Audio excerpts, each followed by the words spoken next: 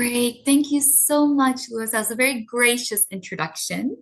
And I just want to thank everybody for being here today.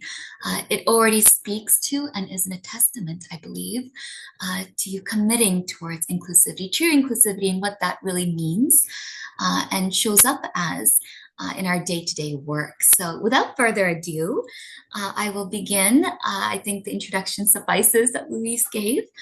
And so for today's final session of this conference, I wanted for us to really delve into cultural appreciation, true cultural appreciation and integration in our work as instructional designers.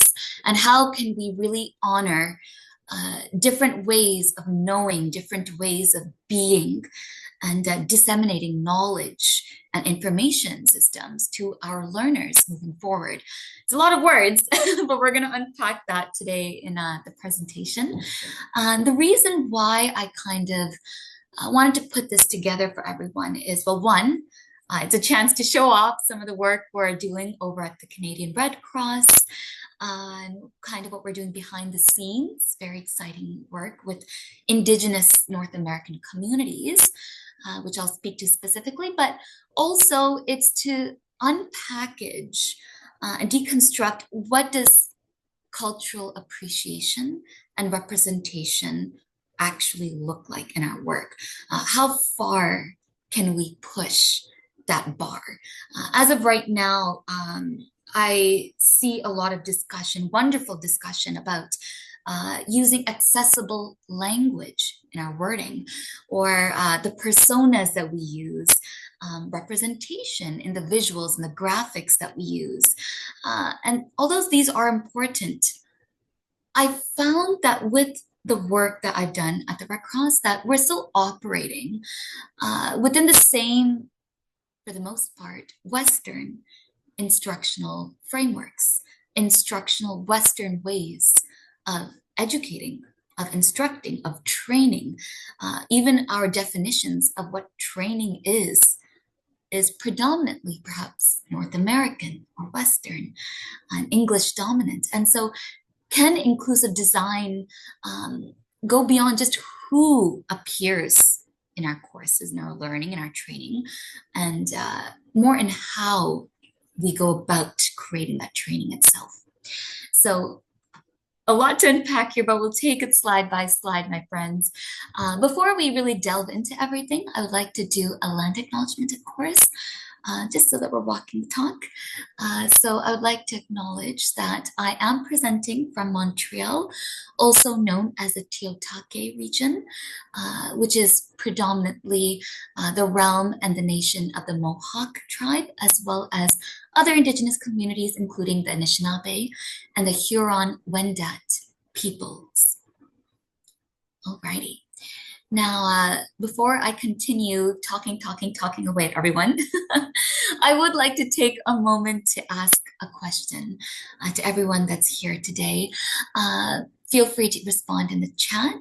I'm curious to know about what are some ways at present that you and your teams, your departments are currently factoring in for different cultures, different backgrounds, when it comes to your instructional design practices, your coursework.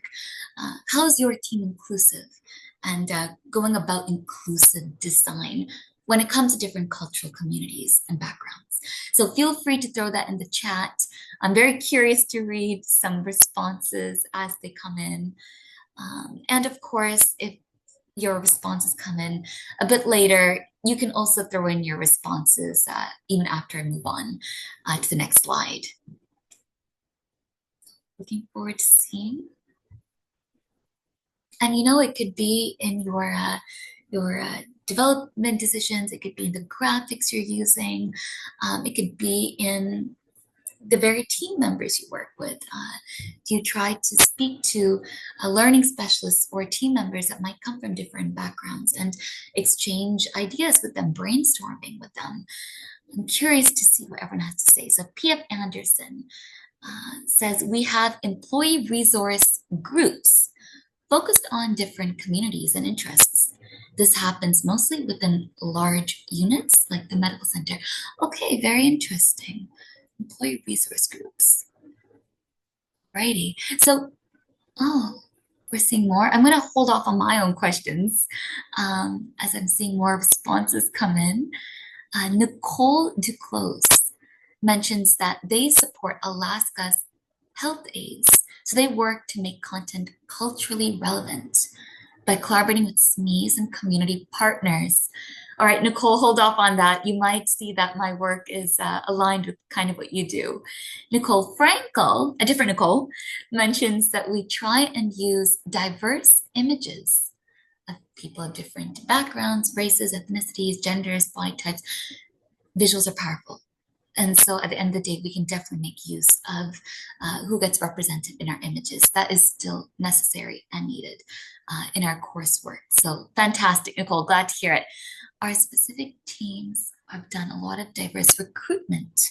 So having team members of differing backgrounds, fantastic.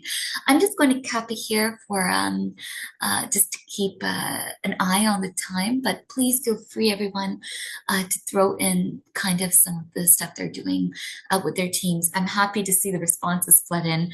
And it's also very heartening to see kind of what different organizations are doing beyond my walls at the Red Cross. Okay, so without further ado, I'm going to move on to the next slide. Okay, so I would like to talk a little bit more about what this can look like in ID practices. But before I go into all of that, I thought first it would help if I presented the specific project work that's happening at the Canadian Red Cross. So just as a brief introduction, the Canadian Red Cross does a myriad of projects and portfolios. We have work that speaks to emergency management. We have volunteers that are flying off domestically as well as internationally. However, we can't say good luck, thank you for volunteering, goodbye, figure it out yourself. Of course, we'll have to train them on what to expect on the job. And that can look like a lot of things. For example, we have wildfires end up being quite a unfortunate recurring event every summer. And volunteers graciously assist and are giving up their time to go help out on the site the wildfires take place. But we can't just tell them good luck, best of luck. You'll figure it out when you get there. Usually there's core training that they're required to complete before they get sent off to these sites of emergencies. And we were seeing that there were a lot of moments and instances where our volunteers would get flown out to Indigenous reserves and communities.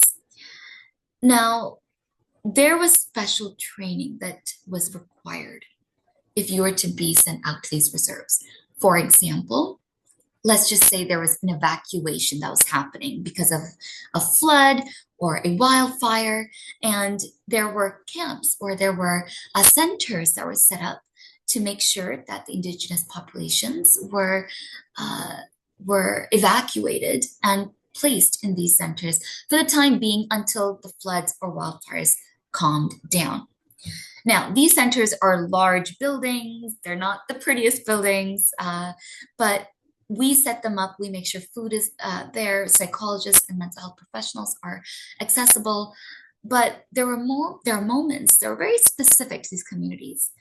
For example, the way bedding was set up. And it turned out that oftentimes beds were set up in a way that could resemble the way beds were formed in residential schools long ago. And we needed to make sure that the way the services were set up, the way the beds were set up, the way food was provided, what food gets provided, which mental health professionals were made accessible, of what languages and which languages could they operate and speak. And we need to make sure all the services we were providing were culturally safe, culturally relevant, and they felt like they could speak to the Indigenous communities that we were assisting and serving. So we were seeing recurring concerns that were really community population specific. And we didn't have answers at the time. We just had paperwork recording these instances that were popping up. And that brought up the need for a specific series called a cultural safety series. And that's where I came in. In about 2023, I joined the Red Cross to work specifically on this portfolio, on this series, which was a seven course series. It was meant for our staff, all of our volunteers. That's a lot of people. That's about 9,000 personnel that I'm going to be having to create for. It's over 9,000 people that gets factored in my learning audience that I'm building courses for, which poses a myriad of questions and concerns in and of itself and challenges in and of itself. But it's quite a lot of people to factor in for. And it, it brought on, I think, a lot more questions that are left unanswered than solutions. Which I would like to walk through everyone with humbly so today. That being said, that is our core learning audience, and they are essentially learning about the communities they'll be deployed to, so they feel better equipped and a lot more confident in interacting and engaging with those communities in question. I'm going to pause before I share a little bit more about our 7-part series, what the work specifically has looked like. Are there any questions, comments, concerns, immediate thoughts that are popping up for anyone? Please feel free to leave in the chat. I will wait for about a moment or two. If not, we'll keep going right along. There is a question and answer period at the end regardless. So if anyone has any questions coming up, please feel free to share that in the chat. Seems like everyone's okay so far. Okay. So as some comments are coming in, if they do at all, I would like to share a little bit about what the 7 courses look like, the kind of subjects we're bringing up in this work. And that is, well, first and foremost, we created a course about Indigenous histories. We cannot speak about how to engage and work with Indigenous communities across the country today if we don't honor and recall the past. We need context. What are these communities? Where are they coming from? What are they working with today that has been influenced by the past history of harms? What is their way of operating and being in the world? We need to go back in the past to learn about how to work with them in the present. So course 1 was actually a little bit of a history ebook that we created along with a workbook that was interactive on Rise 360. It was self-paced. There was e-learning created. Put a tab on that because there were some issues that came up with creating self-paced, self-guided e-learning, which I will bring up later on in the presentation. But that was course 1. Course 2 goes into defining what cultural safety even is and what does that look like, which I will share with you on the next slide, because I do think that is important to share that with all of you today. And then course 3 went into defining allyship. I'm highlighting allyship because I found that my work was not just to be an instructional designer, but we do have a duty in being an ally and being better as allies, as well as being better as designers. I'm going to say that again. The work was not just about sharpening instructional design approaches and becoming a greater learning specialist. It was also about becoming a better ally day by day. And that work was intertwined and it had to coexist. I had to learn them both and what it looked like to make them meld into one another. Course 4 was also noteworthy. It was about ethical ways of engaging with different cultural communities, with Indigenous communities. And there was a really interesting term that we bring up in that fourth course, which you're going to see at the very end of today's presentation. It's called two-eyed seeing. So put a tab on that. We're going to come back and circle back to that later. Course 5 was a little bit political, talking about policies, UNDRIP, the UN.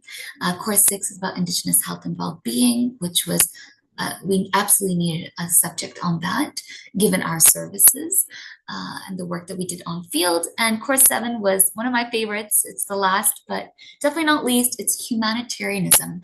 How do we go about defining helping, aid, humanitarian work, but in the lens of Indigenous peoples? How do Indigenous peoples perceive and receive humanitarian aid and services from non-Indigenous peoples? Incredibly sensitive work.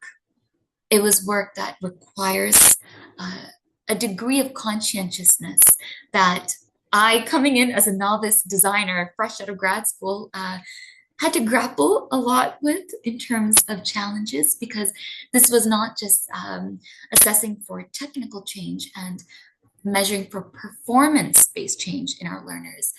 We're essentially trying to strike a difference affectively, culturally, socially, emotionally. But how do you measure for that? Right? So I'm going to keep moving along if there are no questions. I do want to share quickly the definition of what cultural safety is. Basically, the way it's defined by us at the Red Cross is it's an outcome that's based on respectful engagement that acknowledges and addresses the power imbalances, eliminates anti-Indigenous racism, and ensures that Indigenous peoples, they feel safe and they feel respected when they receive services and when we work with them. And what I really want to highlight here is that it's achieved, whether it's achieved or not, it's not really for us to say. It's not for me to say. And that's difficult because as instructional designers, when we gather feedback, it's hard because we're not just gathering feedback from our learners and our learning audiences. They could say, wow, this was great training. This was effective. Thank you so much. I felt confident on field and on the job. But we also need to determine it by the community, the Indigenous peoples, the cultural population we're working for themselves. It's not enough to gather feedback and analytics from our learners alone. There's an additional population and group here that we need to consider.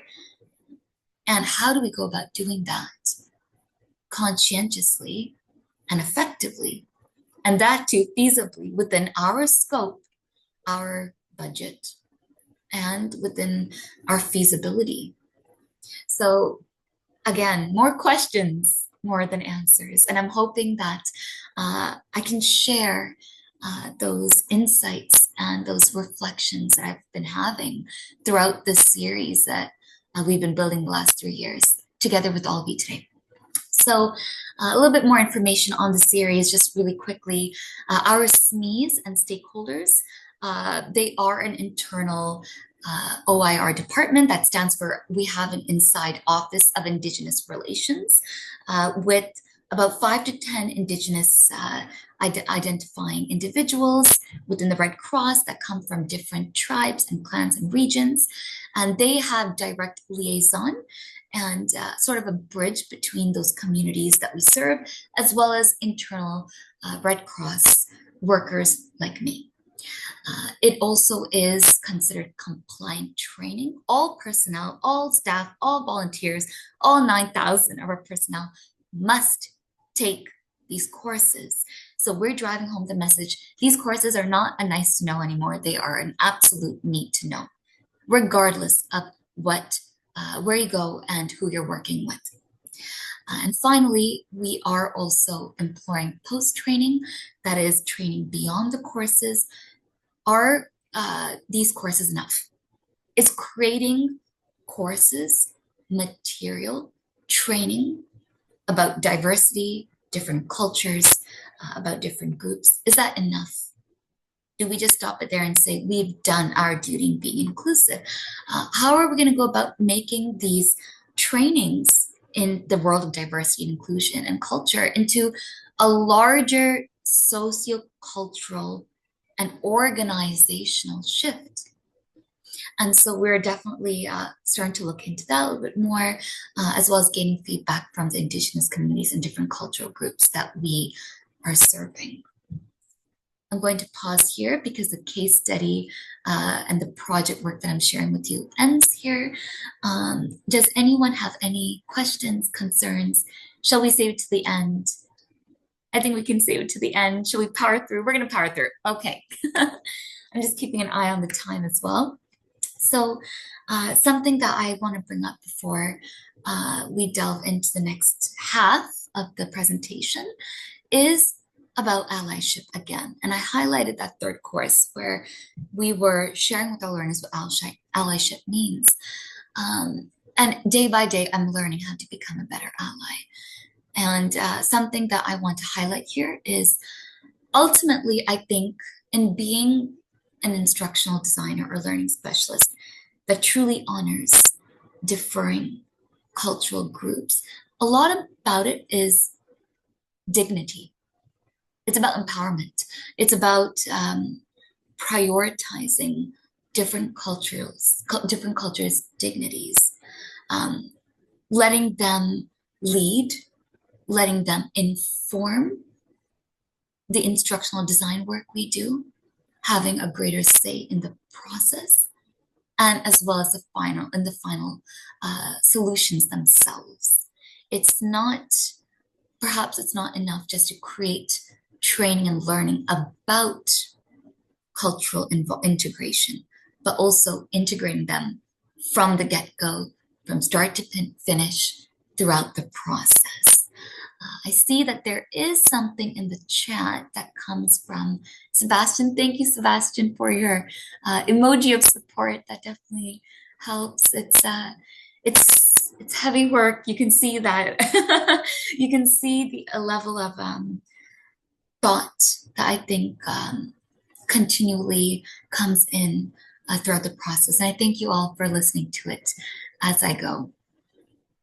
So let's delve into the second part of today's presentation, and that's rethinking inclusivity and inclusive design.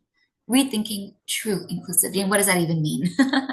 Right? What does that even mean? And I'm going to warn you all right now, I don't have answers. I have more questions than answers. And so I'm hoping the next part of today's presentation is more so a dialogue. It's opening doors to discussion. And it's okay if we walk away with no answers. But I think the questions can still be asked aloud. And I think they must be asked aloud. There's only so far I can go asking myself in my little notebook, and with 3 learning specialists at one table within the Red Cross, I'm hoping being able to ask this cross-organization, I'm hoping we could all glean further insights together. I know I will walk away with some more from you.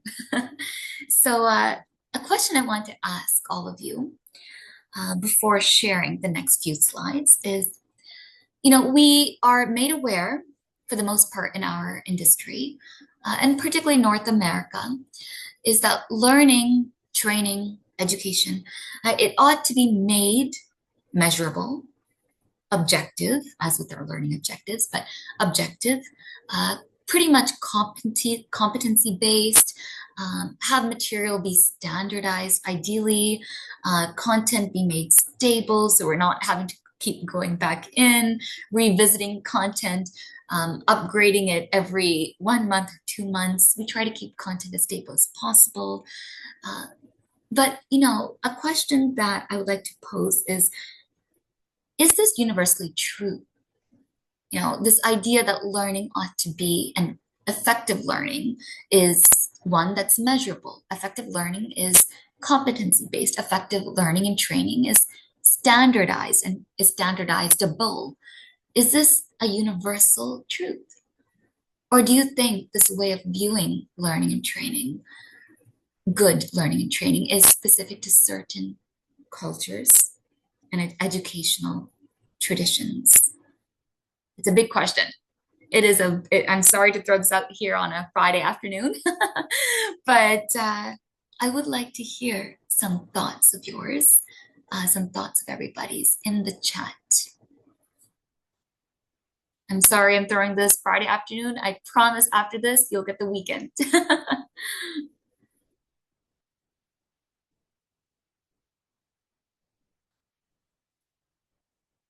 Okay, so Sebastian Ballister is saying every individual, every learner learns differently, sure. And I'm sure that concept of learner centricism also applies as you go up the chain to specific larger groups, cultures, traditions. Sebastian, you are on the right track. You're hitting the right chords here. Sounds great. Any other thoughts? So Jocelyn saying, I think we always want to see a return on investment, ROI. Fair enough, which really pushes the idea that we need to have measurable outcomes or standardized testing. Excellent point, Jocelyn. One of the challenges I've been grappling with is actually that if we don't have a common, agreed upon measurable way of testing or disseminating knowledge or material and information to our learners, well then, oof, how are we going to, yeah, exactly. How are we going to measure the outcomes, or how are we going to know our training is working? What we're doing is working, is that it's having the results that we're wanting to see in our learners, right? So that's fair. And this would fall under the question of scope, feasibility. How do we color within the lines? Because there are lines that we must color within. There are still borders and boundaries that we unfortunately have to work within, right? Or perhaps fortunately. P.F. Anderson says, working in disability communities, working those communities, you do learn that there is no one size fits all approach. Okay, so thank you, P.F. Anderson. These are all great, perhaps Anderson is enough. I think I could just call you Anderson if that's all right. But you can see that everyone's starting to essentially speak the same thing. And there is a word and term for that, which I would like to share. But essentially, the question I want to leave with is universal design universal, right? How universal is universal design as we have come to know it today in our field and industry and best practices? So I'm going to throw a large, jargony, academic-y, theoretical term your way, but we're going to work through it together. So hang in there. I want to talk to the term epistemologies. It is one of my favorite terms, but essentially we need to understand that cultures and us trying to be inclusive for different cultural communities, it goes beyond language and accessible language and trying to provide different languages in our coursework, etc. It also influences the way people, how people learn, participate, and feel trust and engage with us as the designers or perhaps facilitators and instructors, and make meaning across the material we're giving them. So it is not just about the content. It is not just about the training we're creating and investing in. It is not just about the what anymore, but also the how. How are we delivering the training? How is the material being presented? So if it's a self-paced, self-guided, online e-module, okay, well, how can we present the content on those pages online in a way that's culturally relevant or caters towards different communities. And I would like to share some ways that we're exploring at the Red Cross, but for now, I'm just throwing them out as questions. Let's keep rolling with it. And can we push beyond mere representation by honoring diverse ways of teaching, training, and knowing? So now is probably a good time to bring up the term epistemologies. It's essentially a philosophical term that refers to the way that we know what we know. You know, it's a philosophical study of knowledge, teaching, education, and learning, where knowledge comes from, its nature, its limitations, is knowledge enough, and essentially, how do we know what we know? Who gets to define what effective learning is and isn't? Who gets to call that shot, right? And can we push that definition? So I've highlighted the term how a lot, processes. So this is probably a good time to think on some of your work methodologies with you and your teams. Most of us perhaps operate with the ADDIE model.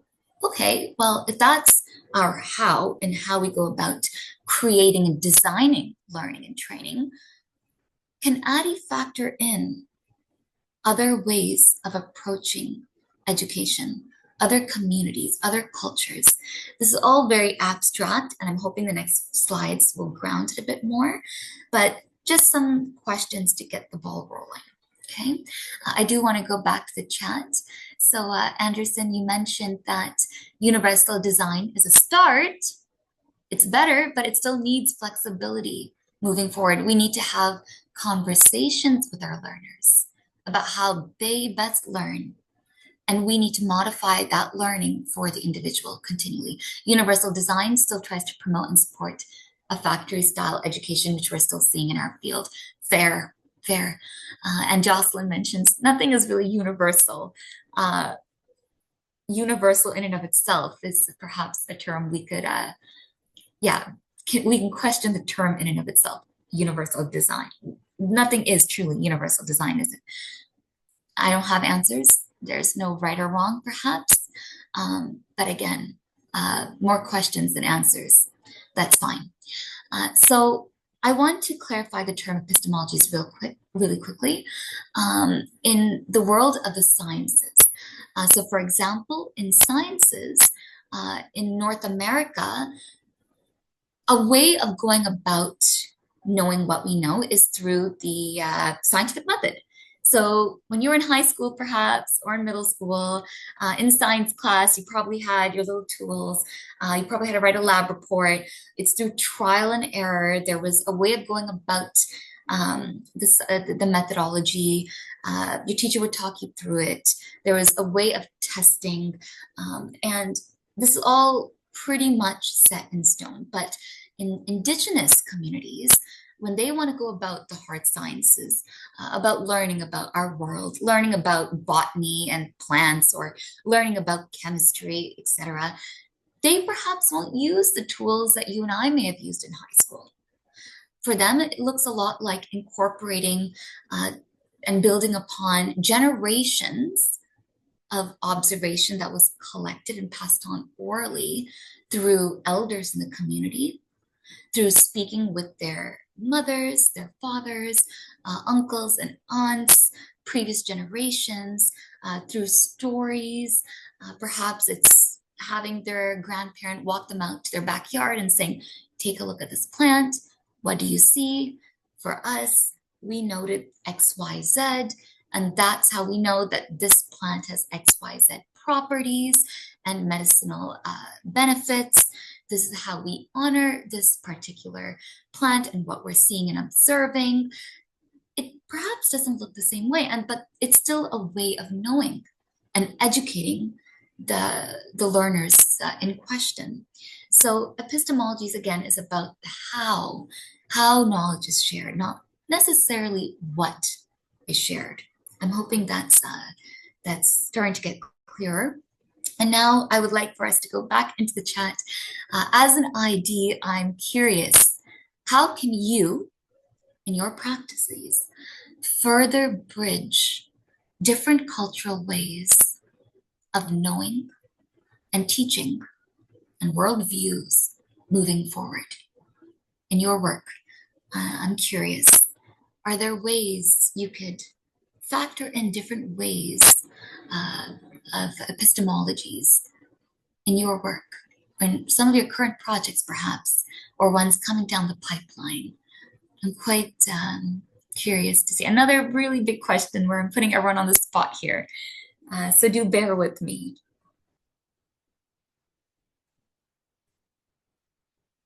Let's see.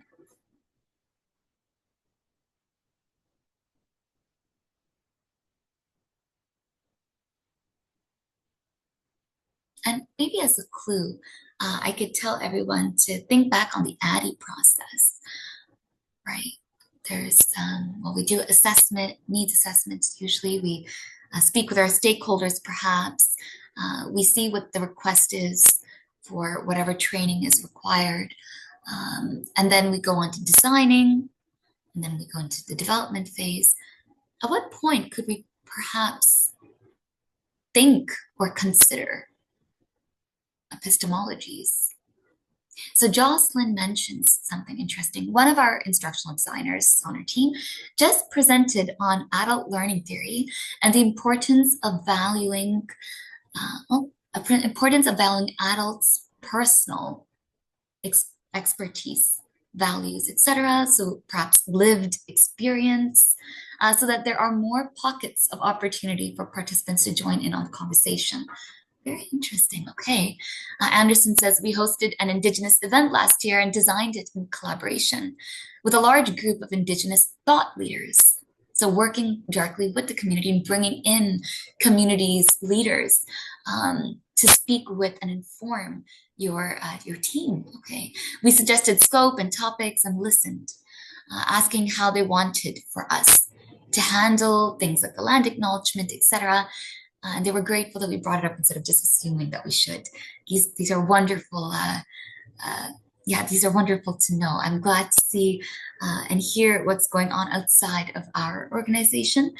And it seems like that there is work being done, which again is incredibly uplifting. And I'm wholeheartedly happy to see it and read it. So let's ground all this theory talk and all these philosophies into practice. You know, theory is nice. Philosophies are important. And I think there is a space for us to discuss academic jargon like epistemologies on field, because I think as instructional designers, how can we not, is my question. We are the ones architecting knowledge. We are the architects of educational experiences. So how can we not discuss epistemologies and the way that knowledge gets relayed and presented and designed, right? But let's start to think about the real world and what that looks like for us in our day-to-day work and practices, our best practices. So I don't have a one grand, large solution today. I do not. I don't know if I ever will. And maybe that's a good thing. However, there is an interesting framework, let's say, I would like to share with all of you today. And it's a concept that came up for us and our team at the Red Cross when we were building the fourth of the seventh course. And it's called two-eyed seeing. It's another theory, but hold on, we'll talk about grounding it.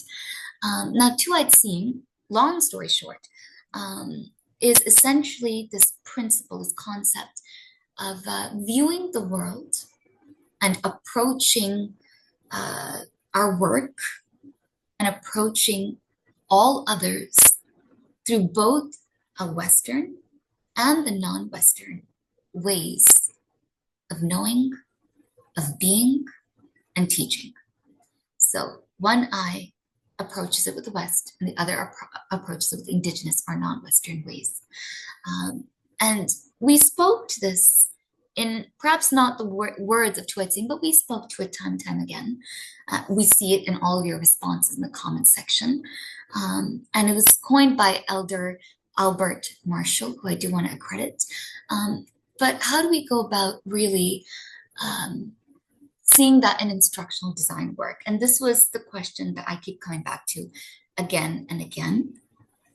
And so one way that, or some ways rather, that we are trying our best to implement Tuetsing in our online e-courses, it's through perhaps pushing the boundary of e-learning and making it more relational and social oriented. So we have 9,000 learners. We cannot sit 9,000 people in a single classroom and make this a group social learning event. It's difficult. So instead, we've decided to create pockets of community across organization where we ask departments and micro teams to sit with their team members in their small teams and work through discussion questions after completing courses 1, courses 2, courses 3. Can they create bi-monthly meetings where they work through some discussion questions that we provide, and they can have these dialogue and social learning opportunities amongst themselves? Those leaders leading those team-wide or department-wide discussions and reflective exercises then come to us, the Office of Indigenous Relations, and to us as a learning department, and share what they're seeing, concerns that are popping up, questions that they were not able to answer that perhaps we could walk them through.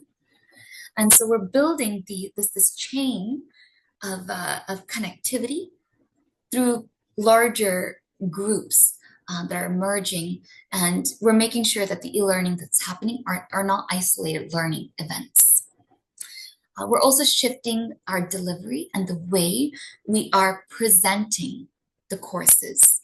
So we need to keep this an e-learning series. Fine, understandable, the modality and the format makes sense, but is there room to incorporate Indigenous ways of teaching? For example, could I make a certain section in an e-course designed in a way where it's storytelling heavy, instead of just telling the learners, hey, everyone, we are occupying Turtle Island. That's how North America is identified. Why don't we tell the story of the Turtle Island and how that story gets told in Indigenous communities? Why don't we make it into a story-based experience, which is how learning is often presented across Indigenous communities and peoples across Canada? Perhaps we can embed audio pieces recorded from elders across different communities and embed that in our RISE modules so that it portrays and speaks to the orative traditions. Or perhaps we can work with Indigenous artists and embed traditional art instead of other graphics and visuals from open sources like Flat Icon or pixels or stock images or what have you, so that we're not only honoring Indigenous collaborates and other artists, but we're also bringing that in and naturally making it a part of the learning experiences we are delivering. And finally, something that we've been working on in terms of Tuetsing is recognizing the differences in our ways of work. So, having an Office of Indigenous Relations where we're working with Indigenous peoples, our ways of work, our ways of project managing, our ways of team managing, our ways of communicating with one another, it perhaps won't look the same. Perhaps project management and timelines are not approached or even viewed the same way with the same degrees of significance, the way that it's, that we approach it as learning designers. So how do we open up conversation with these communities we're working with, the collaborates with Indigenous peoples, with non-Western pockets and communities so that we can bridge together even our ways of work and not just our ways of design and teaching. I'm going to pause for a sec because I'm seeing some very interesting things coming up in the chat. Let's see here. So Nicole Frankel mentions we can design develop from the viewpoint that not everyone is like us or like you. We need to think about different participants who can be in attendance and how their backgrounds influence how they learn. Exactly. Walk a mile in another person's shoes. This is great. So it seems like we're all striking similar chords here. I would love to share this all with you, but I'm going to keep an eye on the time, so we'll go over it just in a minute or so. Other ways that we're exploring what could be done is by having communication early on. As with all good relationships, communication is key. The earlier we factor in other cultural backgrounds and communities and Indigenous collaborates, the better. So we're not just kind of bring them in at the very end or just using them as our SMEs to gain content material from them and saying, thank you very much, your job is done, bye-bye. It's kind of bring them in from the start of our design work and process, even before we even jump to the design work and design documentation. How can we embed different, our consideration of cultural groups from the very beginning? Are we able to adapt our work and our content to local groups and communities that we're presenting to the specific learning audiences we're speaking with, even if it means our content may not be completely standardized and as stable as we would like for it to be. So there are a lot of other things that we're considering at the Red Cross that we haven't really accounted for yet, that we're not doing yet, but we're wanting to, and we're wanting to move forward towards. Okay. I do want to leave everyone off with a very beautiful quote, and this is a quote taken from the book Braiding Sweetgrass. You may have come across it. It's actually a text about botany, and the author, Robin Kimmerer, she's an Indigenous botanist as well as a poet and artist. And there is one phrase in her book that I think we can glean a lot of insight from as instructional designers. We may not be scientists. Well, we are both artists and scientists in our own ways, but we may not be botanists, but it's something that could give us food for thought. And that's, she was speaking to flowers, specifically yellow goldenrod flowers and purple asters. And the interesting thing about these flowers is that they bloom always side by side. They kind of, their stems usually kind of interweave, and that's just the natural phenomena that we see in gardens, etc. And she's speaking to the fact that they always bloom with a lived reciprocity. And she likens that to Indigenous ways of knowing, teaching, and training along with Western models of doing it. And she's asking, can Indigenous ways of knowing, teaching, being, as well as the Western, can they be goldenrod and asters for one another? It's a very beautiful thought. And voila. So I have left us with 5 minutes for questions, comments, concerns. Thank you so much for just enabling me the chance and the opportunity to share the amount of work we're doing at the Canadian Red Cross and our Indigenous communities and societies. We are far from reaching the finish line. We are far from perfection. But these are just a few ways that we are opening the doors to discussion, as I mentioned earlier, to strengthening our allyship and the way that we empower one another as we go about delivering our services. So without further ado, I will pass it back to Louise. Would you like to read some of the questions that you have for us, perhaps? I think Yeah. you've heard my voice enough. No, I didn't see other questions come through. Let me just look here real quick. I did see there was some interesting conversation about um, PF and Sebastian. I think we're talking about being in Second Life in VR. I thought Yeah. that was interesting. Some shared resources. Um, Yeah, it looks great. Thank you so much, Vishali. This was wonderful. I think that well here, Kimberly saying thank you, Vishali. This topic is so important. My cousin is a social worker on Member 2 in Cape Breton and working on things similar to what you shared today. I'll make her where she's not alone. That's very nice. Thank you so much for sharing that as well. Um, I don't mind that there are enough questions. There are not questions coming in yet, or I think there's been enough thrown at the group as is. But I do believe that there's a lot of value in us simply sharing the work that we are doing, the Hmm. practices that we're doing, just so that we know that we're not alone. Coming in today, Lewis, and this is something I want to bring up with everyone is, I think one of my intentions was to make everyone feel less alone in all this work if they were already walking this path, because it can feel lonely and it can feel like what we are doing with our own teams, is it enough? Is it going to create sociocultural impact in the way that we'd like to see? But when we can meet other instructional designers or get to know a little bit about what other social workers or teams are doing across organizations, we know that it's not just us. And so macro scale transformation is coming down the pipeline, and that it is very much possible and plausible.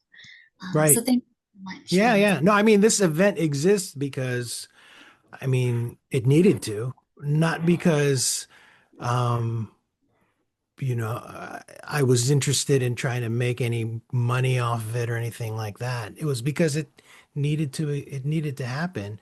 And it's our most popular conference every year by far. And, it's not something that's supposed to bring in revenue. And I've had people from other media organizations, message me and saying, it's great. We're thinking about doing an event the same way. How do you monetize it? It's like, that's not the point. And the community itself, the monetization is not the point. I don't do this to make money. I've been in L&D for almost 20 years now, and it's just I do it because, you know, it just needs to exist. So, yeah, there's that. Let me see. There is a question from PF saying, since you work with the Red Cross, are there healthcare focused aspects of this that you've learned about or created? It's a very good question. Thank you so much for asking as well. Yes. So aside from the sixth of the seventh course, the seven courses, sorry, where we are specifically speaking to Indigenous health, well-being, health concerns that we see often emerging in the communities we work with, how's health even defined and approached in Indigenous on Indigenous reserves. We do have separate portfolios right now going on in terms of working with Indigenous healthcare practitioners across communities and with the Red Cross, so that there's a shared understanding before we go in and help deliver vaccines or mental health aid. We're creating bridges and relationships with Indigenous mental health professionals and health professionals so that they are the ones providing the services or solutions, but we are in tandem with them so that we're giving whatever support they need to do that delivery and work. I'm not sure if that's making sense. And there are a lot of training modules that are being developed, even outside of this series at the moment, that speak to that. So I don't. It's very vague. I'm keeping it very abstract. If you like more details, please feel free to reach out. I can give my email as well in the chat if you're interested in learning more. But long story short, yes.